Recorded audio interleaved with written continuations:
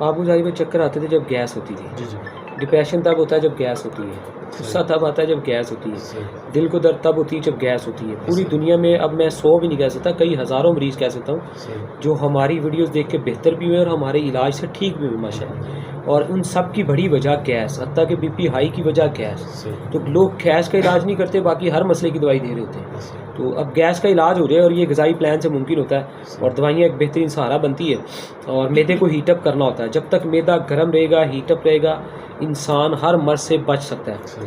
میدا ایک تندور کا کام کرتا ہے, جس میں کہ روٹی لگائی جائے تندور میں تو پک کے باہر آ جاتی ہے. اگر اس میں ہیٹ نہ ہو تو روٹی پکانا ممکن نہیں ہے. اور اگر ہم اس بات کو مزید بہتر سمجھیں تو بڑی سمپل سی بات ہے کہ تندور کے اندر 2 چیزیں لگا دیں, ایک سادہ روٹی لگا دیں اور ایک قیمے والا نان لگا دیں. اب اس کے اندر بالٹی بھر کے پانی کی ڈال دیں یا اس کی گیس بند کر دیں, مثلا اس کی ہیٹ ختم ہو جائے, تو اب وہ روٹی تو پک جائے گی مگر قیمے والا نان نہیں پکنے والا.